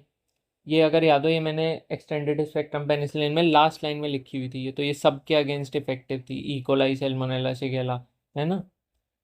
और अगर इनके अगेंस्ट रेजिस्टेंस डेवलप हो गई है यानी उसने एंजाइम बना लिया है ईएसबीएल, एक्सटेंडेड स्पेक्ट्रम बीटा लैक्टमेज, तो हम कौन सी दवाइयाँ देते हैं? हम देते हैं कार्बीपेनम्स। कार्बीपेनम्स के एग्जांपल फेरोपेनम, डोरीपेनम। फेरोपेनम के बारे में क्या खास बात पड़ी थी कि it is the only orally effective carbapenem. और अगर वो कार्बेपेनम के अगेंस्ट भी रेजिस्टेंट हैं कि कार्बेपेनम का भी कोई फर्क नहीं पड़ रहा, तो उन्हें हम बोलते हैं new daily metallo beta lactamase. ये उन सुपर बग्स का नाम है जिसकी मैंने शॉर्ट फॉर्म लिख रखी थी ऊपर, NDM। इस केस में हम देते हैं आखिरी दवाई कोलिस्टिन। MRSA के केस में क्या है? MRSA में अगर हमें इंजेक्टेबल देना है, वैंकोमाइसिन पढ़ी थी, ओरली इनइफेक्टिव। क्यों? क्योंकि बहुत पोलर होती है, तो हम देते हैं वैंकोमाइसिन। अगर वो उसके अगेंस्ट रेजिस्टेंट हो जाए VRSA तो फिर देते हैं लिंजोलेट। और अगर इसके अगेंस्ट भी इफेक्टिव हो जाए तो देते हैं स्ट्रेप्टोग्रामिन। ये एक फिक्स डोज कॉम्बिनेशन है, इसका भी देखेंगे किस किस में, मतलब कौन कौन सी ड्रग्स इसमें कंबाइन होकर बनती हैं। और इसके अगेंस्ट भी अगर रेजिस्टेंट है तो आखिरी रिजॉर्ट हमारे पास क्या है? डेप्टोमाइसिन। ओरली कौन कौन सी दे सकते हैं? Clindamycin, cotrimoxazole, fluoroquinolones, tetracycline. और टॉपिकल प्रिपरेशंस कौन कौन सी है? म्यूपिरोसिन और फ्यूसिडिक एसिड। तो अब बात कर लेते हैं अपने नेक्स्ट सेट ऑफ इनहिबिटर्स की, जो कि है एंटी मेटाबोलाइट्स। एंटी मेटाबोलाइट्स मतलब किसी ना किसी मेटाबोलाइट का सिंथेसिस रोक रहे हैं। कौन से मेटाबोलाइट की बात हो रही है? Folic acid. फॉलिक एसिड हमारी बॉडी में मेटाबोलाइज किस तरीके से होता है? देखो, टेरिडीन कंबाइन होता है पैरा अमीनो बेंजोइक एसिड से और ग्लूटामेट से। और फिर फॉर्म करता है folic acid. Folic acid further convert होता है टेट्राहाइड्रोफोलिक एसिड में, जो कि फिर डीएनए सिंथेसिस में हेल्प करता है। तो ये 2 ही स्टेप का मेटाबॉलिज्म है और दोनों ही स्टेप्स के लिए हमारे पास दवाइयाँ हैं जो कि इनहिबिट करेंगी। जैसे कि फोलिक एसिड सिंथेस, इस एंजाइम को इनहिबिट करता है सल्फोनामाइड। वहीं डाईहाइड्रोफोलिक एसिड रिडक्टेज को इनहिबिट करेगी ट्राइमिथोप्रिम, पायरीमिथोप्रिम और मिथोट्रेक्सेट। और ये स्पीशीज स्पेसिफिक होते हैं। जैसे कि ट्राइमिथोप्रिम जो है वो केवल बैक्टीरिया के अगेंस्ट ही काम करेगी, वहीं मिथोट्रेक्सेट जो है वो ह्यूमन सेल पे काम करेगी। ह्यूमन सेल को क्यों काउंटर करने की ज़रूरत पड़ी हमें? भाई जहाँ पे उनकी अनकंट्रोल ग्रोथ हो रही है वहाँ पे हम चाहते हैं कि इनका सेल साइकिल रुक जाए, तो उधर हम मिथोट्रेक्सेट एडमिनिस्टर करते हैं। मतलब ये एक एंटी कैंसर ड्रग है, ठीक है ना। चलो आगे बात करते हैं सल्फा ड्रग्स की। सल्फा ड्रग्स के एग्जाम्पल क्या हैं? सल्फाडॉक्सिन, सल्फासाइटिन, डेप्सोन एक्सेट्रा। इसका मैकेनिज्म ऑफ एक्शन होता है कि ये स्ट्रक्चरल एनालॉग होता है पाबा का, और उसी कारण ये कॉम्पिटिटिव इनिबिशन करता है। तो स्ट्रक्चरली पाबा के सिमिलर है, तो इसीलिए एंजाइम की बाइंडिंग साइट के लिए कंपटीशन करेगा और उस तरीके से ये इनिबिशन कराता है। और उसी कारण से जिस भी इन्फेक्शन में पस होगा वहाँ पे सल्फा ड्रग्स इनफेक्टिव हो जाएंगी, क्योंकि पस के अंदर कॉन्सेंट्रेशन जो होती है वो पाबा की ज़्यादा होती है और उस चक्कर में वो कंपटीशन जीत जाता है, हेंस सल्फा ड्रग्स इनफेक्टिव हो जाती है वहाँ पे। यूजेस देख लेते हैं। सल्फासेलाजीन जो है वो ड्रग ऑफ चॉइस होती है फॉर अल्सरेटिव कोलाइटिस, और डेप्सॉन ड्रग ऑफ चॉइस होती है लेप्रेसी के लिए और डर्मेटाइटिस हर्पेटिफॉर्मिस के लिए। साइड इफेक्ट है डेप्सॉन का कि ये हीमोलिटिक एनीमिया कॉज कराता है। बाकी क्या एडवर्स इफेक्ट है? एक important adverse effect sulfa drugs का है कि वो कंडक्टरिस कॉज करता है न्यूबॉर्न में, इसीलिए बच्चों में दवाई नहीं देनी होती। कैसे कॉज करता है? देखो, जो बिलीरुबिन और सल्फोनामाइड हैं वो दोनों ही एल्ब्यूमिन से बाइंड करते हैं। तो जब भी हम सल्फोनामाइड या सल्फा ड्रग्स एडमिनिस्टर कर रहे हैं किसी बच्चे को, तो वो जाके एल्ब्यूमिन से बाइंड कर जाएंगे। उस चक्कर में बिलीरुबिन हमारा ब्लड में फ्री घूमेगा, और बच्चों में क्या गड़बड़ होती है कि उनका ब्लड ब्रेन बैरियर ढंग से डेवलप नहीं होता, और इसीलिए bilirubin blood brain barrier cross कर जाता है और ब्रेन में चला जाता है। मोर स्पेसिफिकली उसका डिपोजिशन हो जाता है इन द बेसल गैंग्लिया, और उस चक्कर में मेंटल रिटार्डेडनेस हो जाती है, कंडक्टरस कॉज हो जाता है। और क्या क्या एडवर्स इफेक्ट्स हैं सल्फा ड्रग्स के? तो ये एप्लास्टिक अनीमिया कॉज कर सकता है, रैशेस कॉज कर देता है, कॉन्ट्राइंडिकेटेड होता है G6PD की डेफिशिएंसी में, और SLE कॉज करता है। कौन कौन सी दवाइयाँ SLE कॉज करती हैं? Ship drugs. शिप की क्या फुल फॉर्म है? सल्फोनामाइड, हाइड्रलाजीन, आइसोनियाजेड और प्रोकेनामाइड। अब हम लोगों ने फोलिक एसिड के मेटाबॉलिज्म को ऑब्जर्व करते हुए देखा था कि कैसे वो एक 2 स्टेप प्रोसेस है और कैसे हमने हर स्टेप के लिए अलग अलग दवाई बना रखी है। पर हम जनरली इन दोनों स्टेप्स की दवाइयों को कॉम्बिनेशन में एडमिनिस्टर करते हैं। ऐसा क्यों? क्योंकि इंडिविजुअली ये ड्रग्स बैक्टीरियोस्टैटिक होती हैं, लेकिन कॉम्बिनेशन में देने के बाद यही ड्रग्स बैक्टीरिसाइडल हो जाती हैं। इसका एग्जाम्पल है कॉट्रीमोक्साजोल, जो कि ट्राइमिथोप्रिम और सल्फामिथोक्सोल का कॉम्बिनेशन है। ये अपने डिफरेंट फार्माकोकाइनेटिक्स के कारण डोजेज फॉर्म में 1:5 के रेशो में दी जाती है, लेकिन यही ड्रग जब ब्लड में पहुंचती है तो इसका कंसंट्रेशन हो जाता है 1:20 का, जो कि इसका सबसे ज़्यादा इफेक्टिव रेंज है।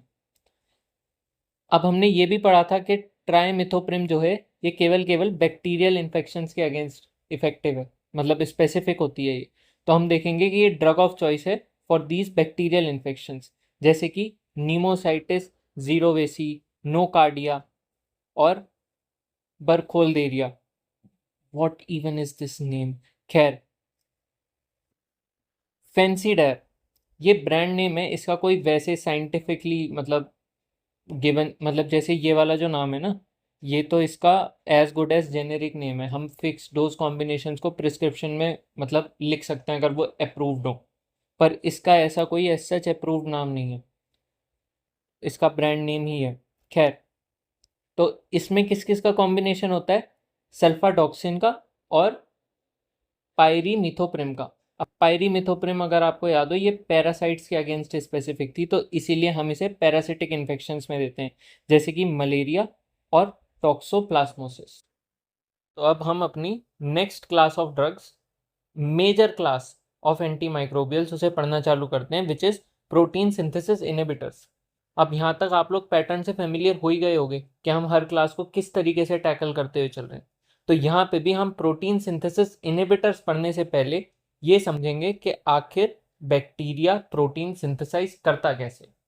और प्रोटीन सिंथेसाइज करने के लिए बैक्टीरिया का जो प्रोसेस है वो डिवाइडेड होता है 3 स्टेजेस में: इनिशिएशन, इलोंगेशन और टर्मिनेशन। इनिशिएशन में हमारे 3 मेजर फैक्टर होते हैं, इनिशिएशन फैक्टर 1, 2 और 3। इनिशिएशन फैक्टर 3 जो होता है वो 30S सब यूनिट ऑफ द राइबोसोम से आके जुड़ जाता है, जहां पे हमारा mRNA भी आके अटैच होता है। इनिशिएशन फैक्टर 2 और 1 जो होते हैं वो P और A साइट को लेबल करते हैं। ये हेल्प करता है हमारी जो 50S राइबोसोम यहाँ पे आके अटैच होना है ना, उसकी ओरिएंटेशन में। प्लस जो इनिशिएशन फैक्टर 2 होता है उसका काम ये भी होता है कि वो यहाँ पे AUG के एंटी कोडॉन वाले टीआरएनए को अट्रैक्ट करे पी साइड पे। तो पी साइड से हमारा जो ट्रांसलेशन का काम है वो बिगिन होता है। अब क्या होता है, जो इनिशिएशन फैक्टर 3 होता है वो 30S वाली साइड से डिटैच होता है और साइमल्टेनियसली यहाँ पे आके जुड़ती है 50S राइबोसोम की सब यूनिट, जिससे हमारी 3 साइट बन के तैयार हो जाती हैं, ई, पी और ए। और फिर ये पूरा जो कॉम्प्लेक्स है ये रेडी हो जाता है नेक्स्ट स्टेज पे मूव करने के लिए, जो कि है इलोंगेशन। अब पी साइट पे ऑलरेडी हमें पता है कि मिथियोनिन वाला टीआरएनए आके अटैच हो गया होगा। IF2 का काम था ये कि वो इसे अटैच कराए। ए साइट पे एक नया टीआरएनए आके जुड़ता है और ये कोई सा भी हो सकता है in accordings to the codon. Next step में क्या होता है कि ये मिथियोनिन इस टीआरएनए को छोड़ता है और ए साइट वाले अमीनो एसिड से पेप्टाइड बॉन्ड फॉर्मेशन कर लेता है। इसके बाद आखिरी स्टेप इलोंगेशन का आता है, ट्रांसलोकेशन। इसमें ये जो पूरा कॉम्प्लेक्स है ना राइबोसोम का, 30S प्लस 50S, ये शिफ्ट होता है टुवर्ड्स द राइट। इसको आप ऐसे इमेजिन कर सकते हो कि एक धागा है और उस पर आपने मोती फिरो रखा है। अब वो धागा तो स्टेशनरी है और आप उस मोती को स्लाइड कर रहे हो उस धागे पे, तो उस तरीके से ये राइबोसोम चलता है और ये जो mRNA है ये स्टेशनरी बन के रहता है। तो ये क्या होगा, ये पूरा का पूरा इस तरफ शिफ्ट होगा। इससे क्या होगा, जो टीआरएनए डिटैच्ड वाला पहले पी साइट पे था वो आ जाता है ई साइट पे, और ये जो ए साइट वाला टीआरएनए था ये आके बैठ जाता है पी साइट पे। बस इसके बाद जैसा कि नाम सजेस्ट भी कर रहा है, जो एग्जिट साइट पे हमारा टीआरएनए लग रहा है ये इस राइबोसोम को छोड़ के चला जाता है और नया टीआरएनए आके ए साइट पे अटैच कर देता है। और फिर ये साइकिल कंटिन्यू होती रहती है इलोंगेशन की अंटिल टर्मिनेशन। टर्मिनेशन ए साइट पे होता है और यहाँ पे स्टॉप कोडॉन आ जाता है, वो हमें पता ही है, जो उल्लू आया आया उल्लू आया गया उल्लू गया आया। और फिर हमारे राइबोसोम रिसाइकलिंग फैक्टर्स आ जाते हैं जो कि 30S और 50S राइबोसोम की सब यूनिट को डिटैच करा देते हैं, और इसी के साथ हमारा प्रोटीन सिंथेसिस खत्म हो जाता है। अब कौन सी ड्रग का क्या स्पेसिफिक मैकेनिज्म ऑफ एक्शन है वो तो मैं ड्रग्स के साथ मेंशन करूंगा। अभी हम ये देख लेते हैं कि 30S सब यूनिट पे कौन सी ड्रग्स काम करती हैं और कौन सी 50S पे।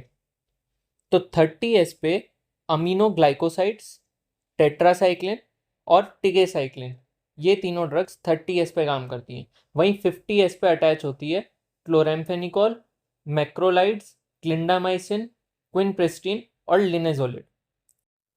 अच्छा, अमीनोग्लाइकोसाइड्स और स्ट्रेप्टोग्रामिन, यही दोनों ऐसी दवाइयाँ हैं केवल जो बैक्टीरियोसाइडल हैं। स्ट्रेप्टोग्रामिन मैंने बताया था, पहले भी मेंशन किया था, ये हमने वहाँ पढ़ा था VRSA के ट्रीटमेंट में, लिंजोलिड के बाद देते थे ये। और ये मैंने वहाँ पे मेंशन किया था कि ये फिक्स डोज कॉम्बिनेशन होता है। कौन सी ड्रग्स का फिक्स डोज है? क्विनोप्रिस्टिन और डेल्फोप्रिस्टिन, ये दोनों कंबाइंड रहती हैं 30:70 के रेशो में। ठीक है, तो अब हम बात करते हैं पहली class of protein synthesis inhibitors की, जो कि है टेट्रासाइक्लिन। कौन से सब यूनिट ऑफ राइबोसोम पे एक्ट कर रही है? 30S पे। मैकेनिज्म ऑफ एक्शन क्या है? Stops tRNA from attaching to A site. अब क्योंकि हमने प्रोटीन का सिंथेसिस समझ लिया है, हमें एकदम क्लियर पिक्चर आ जाएगी दिमाग में कि ये इलोंगेशन के पहले स्टेप यहां कहीं एक्ट कर रही है, क्योंकि इधर ही टीआरएनए आया था ना ए साइट पे। तो टेट्रासाइक्लिन ये वाला स्टेप इनहिबिट करती है। क्या क्या एग्जांपल्स हैं? देखो, पहली ड्रग तो सेम ही नाम से है, टेट्रासाइक्लिन। टेट्रासाइक्लिन का फंक्शन कहाँ पे होता है? ये एच पाइलोरी बैक्टीरिया के अगेंस्ट एक्ट करती है। डेमिक्लोसाइक्लिन, डेमिक्लोसाइक्लिन हम एडमिनिस्टर करते हैं in syndrome of inappropriate secretion of ADH. इसमें क्या होता है? एडीएच का हाइपर सिक्रीशन हो जाता है, उसे काउंटर करने के लिए हम डेमिक्लोसाइक्लिन देते हैं। तो बहुत ही जाहिर सी बात है कि अगर इस ड्रग का ओवरडोज हो जाए तो फिर उससे हाइपोसिक्रीशन ऑफ एडीएच वाले सिम्टम्स आ जाएंगे। हेंस डेमिक्लोसाइक्लिन जो है उसका साइड इफेक्ट होता है कि it has the highest risk of causing diabetes insipidus. Minocycline, minocycline causes vestibular dysfunction. देखो, जो ऑटोटॉक्सिसिटी होती है वो दो तरीके से कॉज हो सकती है, या तो हम कॉक्लिया को डैमेज कर दें या फिर हम डैमेज कर दें वेस्टिब्यूल को। इन केस ऑफ कॉक्लियोटॉक्सिक ड्रग्स जो ऑटोटॉक्सिसिटी होती है वो होती है इरिवर्सिबल। वहीं वेस्टिबुलोटॉक्सिक ड्रग्स जो होती हैं वो रिवर्सिबल ऑटोटॉक्सिसिटी कॉज करती हैं। तो इधर क्या हो रहा है? मीनोसाइक्लिन जो है वो वेस्टिबुलर डिस्फंक्शन करा रही है, इसलिए जो टेट्रासाइक्लिन्स होती हैं ये रिवर्सिबल ऑटोटॉक्सिसिटी कॉज करती हैं। इरिवर्सिबल ऑटोटॉक्सिसिटी हमने पहले कहाँ पढ़ी थी? वैंकोमाइसिन के केस में। वैंकोमाइसिन इरिवर्सिबल ऑटोटॉक्सिसिटी कॉज कराती है। अब आ जाओ अगली ड्रग पे, जो कि है डॉक्सीसाइक्लिन। और भाई इसमें ये जो जेरिक्स हेक्सहीमर रिएक्शन है ना, इसका बहुत ही प्यारा कॉन्सेप्ट समझा मैंने, आप लोगों को भी समझाने की कोशिश करता हूँ, बहुत मजा आया था मुझे ये पढ़ के। तो जेरिक्स हेक्सहीमर रिएक्शन में क्या होता है? याद है हमने सिफिलिस के केस में पढ़ा था कि इसे पेनिसिलिन एडमिनिस्टर करते हैं, उससे ये ठीक होता है infection. 2.4 million international units IM देते हैं इंजेक्शन। तो पेनिसिलिन क्या करता है? Penicillin is a bacteriocidal drug, और उसमें भी ये सेल वॉल इनहिबिटर है। तो सेल वॉल बैक्टीरिया कब बनाएगा? ऐसा तो होगा नहीं जिंदगी भर सेल वॉल बनाता रहेगा, वो जब डिवाइड कर रहा होगा तभी सेल वॉल बनाएगा ना। तो इसीलिए जितने भी सेल वॉल इनहिबिटर्स होते हैं they are more effective in case of rapidly dividing bacterias. और जेरिक्स हेक्सहीमर रिएक्शन में क्या हो रहा है कि पेनिसिलिन बहुत तेजी से सिफिलिस के बैक्टीरिया को मारना चालू कर देती है, और उससे टॉक्सिन्स रिलीज होने लगते हैं जिसके कारण रैशेज हो जाते हैं। तो हम क्या करते हैं? हम डॉक्सीसाइक्लिन एडमिनिस्टर करते हैं। डॉक्सीसाइक्लिन इसका प्रोटीन इनहिबिटर करा देगी, प्रोटीन सिंथेसिस को इनहिबिट करा देगी, तो इसका जो डिवीजन का रेट है बैक्टीरिया का वो स्लो डाउन कर देगी, और उसी के कारण जो पेनिसिलिन का एक्शन है वो भी इस केस में स्लो हो जाएगा। हेंस हमें रैशेज नहीं मिलेंगे, हमारी बॉडी इस चीज को काउंटर कर देगी। और क्या खास बात है डॉक्सीसाइक्लिन के बारे में? अच्छी बात कि ये बाइल के थ्रू सिक्रीट होती है, तो इसीलिए रीनल सेफ होती है, रीनल फेलियर के केस में भी इसे दे सकते हैं। अब एडवर्स इफेक्ट्स देख लेते हैं टेट्रासाइक्लिन्स के। पहला तो ये in children less than 8 years और प्रेगनेंसी, इसमें कॉन्ट्रा इंडिकेटेड होते हैं, क्योंकि ये बोन और टीथ के डेवलपमेंट को रोकते हैं। फीटस के केस में बोन और कार्टिलेज फॉर्म नहीं करने देंगे, और बच्चों में टीथ का डिस्कलरेशन करा देते हैं। डायबिटीज इंसिपिटस कॉज करते हैं, वो अभी हमने पढ़ ही लिया, ओवरडोज ऑफ डेमिक्लोसाइक्लिन। वेस्टिबुलर ऑटोटॉक्सिसिटी कराते हैं, और फैंकोनी सिंड्रोम कराते हैं। ये कैसे होता है? अगर हम एक्सपायर्ड टेट्रासाइक्लिन ले लें तो उससे टेट्रासाइक्लिन जो होती है वो ऑक्सीडाइज हो जाती है, जो कि टॉक्सिन्स प्रोड्यूस करता है, और इन टॉक्सिन्स के कारण होती है रीनल ट्यूबुलर एसिडोसिस। इसे हम कहते हैं फैंकोनी सिंड्रोम। अब अगली बात करते हैं हम टीके साइक्लिन के बारे में। तो टीके साइक्लिन जो है it is quite similar to tetracycline, इनका मैकेनिज्म ऑफ एक्शन उसी के जैसा है बिल्कुल, पर ये स्ट्रक्चरली अलग होते हैं। क्यों? क्योंकि ये ग्लाइसाइल साइक्लिन इस फैमिली से बिलोंग करते हैं। उस चक्कर में इनके पास टेट्रासाइक्लिन के ऊपर एक बहुत बड़ी एडवांटेज आ जाती है। वो क्या है कि ये रेजिस्टेंट होते हैं टू इफ्लक्स पंप्स। अब हमने जहां जहां एंटी माइक्रोबियल पढ़ी है वहां वहां हमने ये भी देखा है कि कैसे बैक्टीरिया उनके अगेंस्ट रेजिस्टेंट हो जाते हैं। जैसे कि हमने बीटा लैक्टाम्स में देखा था कि एंजाइम डेवलप हो जाते हैं बीटा लैक्टामेज और पेनिसिलिनेज नाम के। या फिर हमने वैंकोमाइसिन में देखा था कि किस तरीके से बैक्टीरिया डी एलेनिन की जगह डी एलेनिन डी सेरीन या D alanine D lactate structure involve कर लेते हैं, जिसके कारण उन्हें बाइंडिंग साइट नहीं मिल पाती। ठीक उसी तरीके से टेट्रासाइक्लिन के केस में जो रेजिस्टेंस डेवलप होती है it is through efflux pumps. मतलब जो बैक्टीरिया होगा वो अपनी मेम्ब्रेन में बहुत सारे इफ्लक्स पंप्स बना लेता है और उनका काम यही होता है कि वो ड्रग को सेल से एक्सपेल आउट करें। तो वो ज़्यादा देर तक दवाई को सेल के अंदर टिकने नहीं देते और इसीलिए वो अपना एक्शन पूरी तरीके से कॉज कर नहीं पाते सेल के अंदर। पर टीके साइक्लिन उन इफ्लक्स पंप से रेजिस्टेंट होते हैं except for in case of Pseudomonas. इनके पंप्स ज़्यादा स्ट्रॉन्ग होते हैं, ज़्यादा इफेक्टिव होते हैं और इसीलिए वो टीके साइक्लिन को भी एक्सपेल आउट कर देते हैं। और क्या इनके बारे में अच्छी बात है वो ये है कि they are secreted through bile, so they are renal cell. तो दोस्तों अब मैं बात करने वाला हूँ अपनी फेवरेट एंटी माइक्रोबियल के बारे में, जो कि है अमीनोग्लाइकोसाइड्स। ये दवाई मेरे दिल के बहुत करीब है क्योंकि मैं जब भी इनके बारे में पढ़ता हूँ मुझे ऐसा लगता है जैसे कि मैं अपना ही डिस्क्रिप्शन देख रहा हूँ। बिल्कुल ऐसा लगता है जैसे मैं शीशे के आगे खड़ा हूँ। क्यों? क्योंकि पहली चीज़ तो ये बहुत ही ज़्यादा पोलर है, बिल्कुल मेरी तरह। तो ओरली इनफेक्टिव हो जाते हैं, केवल और केवल इंजेक्टेबल या टॉपिकल प्रिपरेशन में एडमिनिस्टर किए जाते हैं। मैकेनिज्म ऑफ एक्शन बहुत सारे हैं। इनिशिएशन इनहिबिट कराते हैं, मिस रीडिंग ऑफ एमआरएनए कराते हैं, पॉलीसोम का फॉर्मेशन रुकवाते हैं। यानी काफ़ी ज़्यादा रिसोर्सफुल हैं, बिल्कुल मेरी तरह। नैरो स्पेक्ट्रम है, ज़्यादा किसी से बोलचाल नहीं रखते, बिल्कुल मेरी तरह। और किसके अगेंस्ट काम करते हैं? नेगेटिविटी के अगेंस्ट काम करते हैं, बिल्कुल मेरी तरह। ऑक्सीजन के बिना सरवाइव नहीं कर सकते, अगेन बिल्कुल मेरी तरह। बैक्टीरियोसाइडल होते हैं, किलर पर्सनैलिटी है, लिवर के द्वारा मेटाबोलाइज नहीं हो सकते, एक्सक्रीट हो जाते हैं अनचेंज्ड इन यूरिन, बिल्कुल मेरी तरह। कॉन्ट्रा इंडिकेटेड है प्रेगनेंसी में, प्रेग्नेंट वुमेन के आसपास भी इन्हें नहीं दिखना चाहिए। इरिवर्सिबल ऑटोटॉक्सिसिटी कॉज करते हैं फीटस में, बोल बोल के कान खा जाते हैं, बिल्कुल मेरी तरह। चलो, तो इनके सारे कैरेक्टरिस्टिक्स हमने देख लिए हैं। अब देखते हैं कि ये रेजिस्टेंस कैसे डेवलप करते हैं। रेजिस्टेंस इनके अगेंस्ट डेवलप होती है एंजाइमेटिक एक्शन के थ्रू। ये 3 एंजाइम बैक्टीरिया डेवलप कर लेता है, अमीनोग्लाइकोसाइड एसाइल ट्रांसफरेज या फॉस्फोराइल ट्रांसफरेज या फिर न्यूक्लियोटाइल ट्रांसफरेज। इन एंजाइम्स के आने से अमीनोग्लाइकोसाइड्स के अगेंस्ट रेजिस्टेंस फॉर्म हो जाती है। एग्जाम्पल्स क्या क्या हैं इसके? स्ट्रेप्टोमाइसिन ड्रग ऑफ चॉइस होती है प्लेग के लिए, सबसे ज़्यादा रोमांटिसाइज्ड जो डिजीज़ है ऑफ दिस सेंचुरी।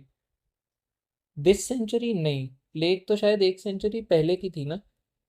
खैर, वो आप मेरे को कमेंट सेक्शन में बता सकते हो कि प्लेग का कब ब्रेकआउट हुआ था।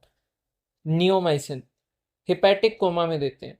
एमिकासिन स्यूडोमोनास के अगेंस्ट इफेक्टिव होती है। और जेंटामाइसिन। नियोमाइसिन के बारे में क्या खास बात है कि इस ड्रग को हम ओरली एडमिनिस्टर करते हैं, लेकिन अभी तो हमने बोला कि अमीनोग्लाइकोसाइड्स बहुत ही ज़्यादा पोलर है, तो ये मेम्ब्रेन क्रॉस नहीं कर सकती, तो ये ओरली इनफेक्टिव हो जाती है। तो फिर इसे ओरली देने का क्या मतलब है?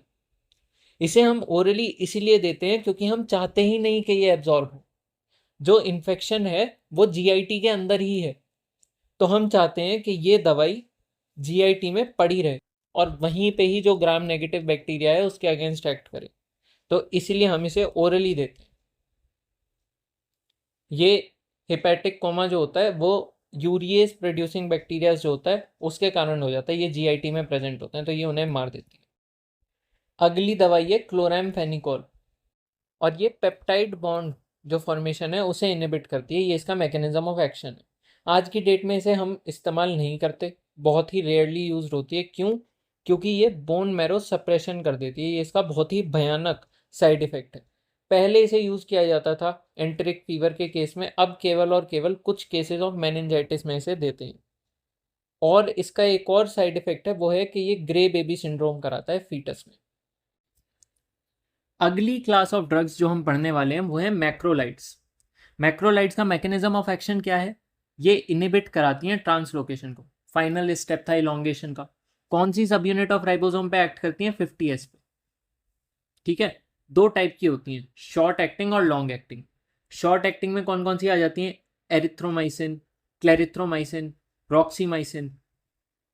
क्लेरिथ्रोमाइसिन कहाँ पे काम आती है? ट्रिपल ड्रग थेरेपी में यूज करते हैं to counter H pylori infection. Triple drug क्यों बोल रहे हैं? क्योंकि इसमें 3 दवाइयां एक साथ एडमिनिस्टर की जाती हैं। कौन कौन सी? क्लेरिथ्रोमाइसिन, एमॉक्सिसिलिन और प्रोटोन पंप इनिबिटर्स। ये तीनों दवाइयां एक साथ दी जाती हैं।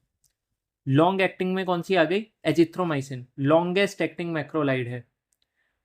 फिडॉक्सोमाइसिन, ये किस में यूज होती है? स्यूडो मेम्ब्रेनस कोलाइटिस में। याद है ना, ये world wide drug of choice थी, और इंडिया में अभी भी हम वैंकोमाइसिन यूज कर रहे हैं। स्पायरामाइसिन, स्पायरामाइसिन ड्रग ऑफ चॉइस होती है टॉक्सोप्लाज्मा इन प्रेगनेंसी में। नॉर्मली ड्रग ऑफ चॉइस कौन सी पड़ी थी टॉक्सोप्लाज्मा में? फैंसीडार, ये वहां पड़ी थी fix dose combination anti metabolite में, है ना। बाकी क्या यूजेस हैं मैक्रोलाइट्स के? एक तो ए टिपिकल निमोनिया में यूज करते हैं। अब किसी भी डिजीज या इन्फेक्शन के आगे ए टिपिकल तब लग जाता है जब उसका कॉजेटिव एजेंट जो कॉमनली हम उससे एसोसिएट करते हैं उसके अलावा कोई चीज वो डिजीज कॉज करा रही हो। जैसे कि निमोनिया हम नॉर्मली सोचते हैं कि स्ट्रेप्टोकोकस निमोनिया उसके द्वारा कॉज हो रहा होगा, लेकिन अगर माइकोप्लाज्मा निमोनिया कॉज करा दे, अगर क्लेमिडिया निमोनिया कॉज करा दे, या फिर अगर लेगियोनेला ये निमोनिया को कॉज करा दे, तो फिर उन केसेस में हम मैक्रोलाइड्स को एडमिनिस्टर करते हैं। शैंक्रोइड्स को काउंटर करने के लिए हम मैक्रोलाइड्स देते हैं, और पर्ट्यूसिस के इन्फेक्शन में भी। शैंक्रोइड्स क्या होते हैं? शैंक्रोइड्स भी सेक्चुअली ट्रांसमिटेड इन्फेक्शन है, लेकिन इधर जो लीजन्स होते हैं, इधर जो अल्सर्स होते हैं, वो होते हैं पेनफुल और सॉफ्ट। इससे पहले कहाँ पे हम अल्सर्स पढ़ रहे थे? हमने सिफिलिस में देखे थे शैंक्रेज होते हैं, और उनके क्या कैरेक्टरिस्टिक थे कि वो पेनलेस होते थे और वो ड्राई होते थे। चलो अब मैक्रोलाइड्स के एडवर्स इफेक्ट्स देख लेते हैं। एडवर्स इफेक्ट्स क्या है? एक तो स्टिमुलेट करता है ये मोटिलिन रिसेप्टर्स को, तो उस चक्कर में जीआई मोटिलिटी बढ़ जाती है और उससे हो जाता है डायरिया। इन्फेंट्स के केस में और भी ज़्यादा खतरनाक है। क्यों? क्योंकि उधर तो अभी डेवलपमेंट चालू है, अभी चल रहा है वहाँ पे, तो इसीलिए वहाँ पे ये पाइलोरिक स्टेनोसिस करा देता है। क्यों? क्योंकि ओवरवर्क हो रही है ना मसल, तो इसीलिए हाइपरट्रोफी हो जाती है। बाकी रिवर्सिबल ऑटोटॉक्सिसिटी कराएगा। रिवर्सिबल ऑटोटॉक्सिसिटी और कहाँ पे पढ़ी थी हमने? रिवर्सिबल ऑटोटॉक्सिसिटी टेट्रासाइक्लिन के केस में और पढ़ी थी। इरिवर्सिबल ऑटोटॉक्सिसिटी दो जगह पढ़ी है, अमीनोग्लाइकोसाइड्स में और वैंकोमाइसिन में। रिवर्सिबल ऑटोटॉक्सिसिटी दो जगह पढ़ी है, एक तो मैक्रोलाइड्स में और एक टेट्रासाइक्लिन में। बाकी एलर्जी कॉज करा सकता है। Also macrolides have immunosuppressant properties, तो इस चक्कर में इन्हें इम्यूनो कॉम्प्रोमाइज जो पेशेंट्स हैं उनमें मैक्रोलाइड्स हमें एडमिनिस्टर नहीं करनी चाहिए। क्लिंडामाइसिन, इसका भी मैकेनिज्म ऑफ एक्शन मैक्रोलाइड्स की जैसा ही है। ये इनिबिट कराती है ट्रांसलोकेशन को। 50S राइबोसोम सब यूनिट पे एक्ट करती है। एग्जांपल्स क्या क्या हैं इसके? क्लिंडामाइसिन और लिंकोमाइसिन। बाइल के थ्रू सिक्रीट होती है, तो रीनल सेफ होती है। यूजेस क्या क्या हैं इसके? टॉक्सिक शॉक सिंड्रोम में देते हैं। बाकी एनारोबिक बैक्टीरियाज के अगेंस्ट यूजफुल होती है, जैसे कि प्रीवोटेला, ये क्या कराता है? सुप्रा डायफ्रामिक इन्फेक्शंस कराता है। और प्रोटोजोअल इन्फेक्शंस उनके अगेंस्ट भी, जैसे कि नीमोसाइटिस, मलेरिया, टॉक्सोप्लाज्मा। साइड इफेक्ट क्या क्या है इसके? स्यूडो मेम्ब्रेनस कोलाइटिस कराता है, उधर हमने फ्लो चार्ट में देखा था इसका नाम। और हिपेटोटॉक्सिक होती है। लिनेजोलेट, ये एक और बहुत प्यारी दवाई है। ये कैसे काम करती है? ये इनिशिएशन रोकती है प्रोटीन सिंथेसिस का। कैसे? 50S राइबोसोम के 23S सब यूनिट पे अटैच हो जाती है, और उससे ये AUG एंटीकोडॉन tRNA जो है उसके अटैचमेंट को इनहिबिट करा देती है। कहाँ कहाँ पे यूज करते हैं हम इसे? रेजिस्टेंट ग्राम पॉजिटिव इन्फेक्शंस में, ये हमने वहाँ पे पढ़ा था MRSA का जो ट्रीटमेंट था कि जब वैंकोमाइसिन काम नहीं करती तो उसके बाद लिनेजोलिड देते हैं, वही लिखा हुआ है देखो यहाँ पे, VRSA निमोनिया। और इसमें वो भी हमने देखा था डेप्टोमाइसिन जो होती है वो सरफेक्टेंट के कारण टूट जाती है, तो उस चक्कर में हम उसे निमोनिया में नहीं दे सकते, इसीलिए वहाँ पे लिनेजोलिड देते हैं। बाकी मल्टी ड्रग रेजिस्टेंट टीबी, उसमें इसका बहुत बड़ा रोल है। और वैंकोमाइसिन रेजिस्टेंट एंटेरोकोकाई इन्फेक्शंस में भी हम लिनेजोलिड ही देते हैं। दोस्तों अब हम बात करेंगे अपनी फाइनल सेट ऑफ इनहिबिटर्स के बारे में, जो कि हैं DNA इनहिबिटर्स। और उसके बाद एंटी बैक्टीरियल की जितनी भी क्लासेस थी, जितनी भी ड्रग्स थी, सब खत्म। तो शुरुआत करते हैं नाइट्रोमेडाजोल से। इसका मैकेनिज्म ऑफ एक्शन होता है कि ये नाइट्रिक ऑक्साइड प्रोड्यूस कराती है जो कि DNA डैमेज कॉज करता है। ये केवल और केवल एनारोब्स के अगेंस्ट इफेक्टिव है। क्यों? क्योंकि जो ऑक्सीजन होती है वो NO का प्रोडक्शन रोकती है, उससे कंबाइन होकर NO2 वगैरह अलग प्रोडक्ट्स बना देती है। एग्जाम्पल्स क्या क्या हैं इसके? मेट्रोनिडाजोल और ऑर्निडाजोल। मेट्रोनिडाजोल कहाँ कहाँ इस्तेमाल में आती है? एक तो ये एंटमीबा इन्फेक्शन के लिए ड्रग ऑफ चॉइस है, GRDSS में यूज़ करते हैं। ट्राइकोमोनास वेजाइनालिस इसकी ड्रग ऑफ चॉइस है। कैरेक्टरिस्टिक फीचर क्या होता है इस डिजीज़ का? Strawberry cervix. बैक्टीरियल वेजाइनोसिस इसमें यूज़ करते हैं। इधर हमें क्या दिखती है? माइक्रोस्कोपिकली क्लू सेल्स मिलती हैं, इससे हम इसे डायग्नोज करते हैं। और कॉलिस्ट्रीडियम टिटनाई इसका भी ड्रग ऑफ चॉइस है। कॉलिस्ट्रीडियम हमें पता ही है एनारोबिक बैक्टीरिया होता है। तो साइड इफेक्ट क्या क्या है इसके? एक तो डाइसल्फिराम लाइक रिएक्शंस कॉज करते हैं, मेटेलिक टेस्ट कर देते हैं। कई बार होता है ना कि हम एंटीबायोटिक खाते हैं तो उससे फिर टेस्ट खराब हो जाता है, खाने का टेस्ट नहीं आता, तो वो वाला साइड इफेक्ट है इसका। ब्राउन कलर होता है यूरिन का, तो एक तो यहाँ पढ़ा है हमने मेट्रोनिडाजोल में, एक हम रिफेम्पिसिन में पढ़ेंगे कि वो ऑरेंज कलर सिक्रीशन करा देता है। कॉन्ट्रा इंडिकेटेड होता है in case of G6PD deficiencies. Quinolones ये होते हैं DNA गायरेज इनहिबिटर्स। नाम से पता चल रहा है कि ये DNA गायरेज नाम की किसी चीज को इनहिबिट कर रहे हैं। पर ये DNA गायरेज होता क्या है? देखो, जो हमारा DNA है, we know it's a helical structure, और हमें यह भी पता है कि रेप्लिकेशन के टाइम पे इसे अनवाइंड करना पड़ता है। तो एक सिरे से अगर हम DNA को खोलना चालू करेंगे तो दूसरी साइड ये और टाइट होता चला जाएगा, यहाँ पे गांठ पड़ने लगेगी, क्योंकि है तो ये धागे जैसा ही ना। इसे बोलते हैं सुपर कॉइलिंग ऑफ DNA। ये सुपर कॉइल बन गई, और इस सुपर कॉइलिंग को प्रिवेंट करता है DNA gyrase by introducing negative super coils. तो DNA गायरेज को इनहिबिट करके हम बैक्टीरिया का DNA रेप्लिकेशन रोक देते हैं। ये होता है mechanism of action of quinolones. Quinolones further दो टाइप के होते हैं। एक होता है नेलिडिक्सिक एसिड, जो कि हम UTIs में यूज करते हैं, और दूसरी क्लास है फ्लोरोक्विनोल्स। ये बहुत इंपॉर्टेंट है। फ्लोरोक्विनोल्स फर्दर दो जनरेशन में क्लासिफाइड है। जनरेशन 1 जिसमें केवल और केवल एक ही फ्लोरीन होता है, ये नैरो स्पेक्ट्रम होते हैं, केवल ग्राम नेगेटिव बैक्टीरिया के अगेंस्ट इफेक्टिव होते हैं। वहीं जो जनरेशन 2 फ्लोरोक्विनोल्स हैं उनमें दो या दो से ज़्यादा फ्लोरीन होते हैं, और ये ब्रॉड स्पेक्ट्रम होते हैं। ये gram negative, gram positive, anaerobes, atypical bacteria सबके अगेंस्ट इफेक्टिव होते हैं। इनके एग्जाम्पल्स क्या हैं? जनरेशन 1 के एग्जाम्पल हैं नॉरफ्लॉक्सासिन, ओफ्लॉक्सासिन, सिप्रोफ्लॉक्सासिन और परफ्लॉक्सासिन। वहीं जनरेशन 2 के एग्जाम्पल होते हैं मॉक्सीफ्लॉक्सासिन और लीवोफ्लॉक्सासिन। इनके क्या क्या साइड इफेक्ट्स हैं? फ्लोरोक्विनोल्स के साइड इफेक्ट्स होते हैं कि एक तो ये हाइपोग्लाइसीमिया कॉज करते हैं, दूसरा एपिलेप्सी, फोटोसेंसिटिव होते हैं, QT प्रोलोंगेशन कॉज कर सकते हैं। पहले हमने कैट ड्रग्स भी पढ़ रखी हैं QT प्रोलोंगेशन कॉज करने वाली। रैशेस कॉज करते हैं।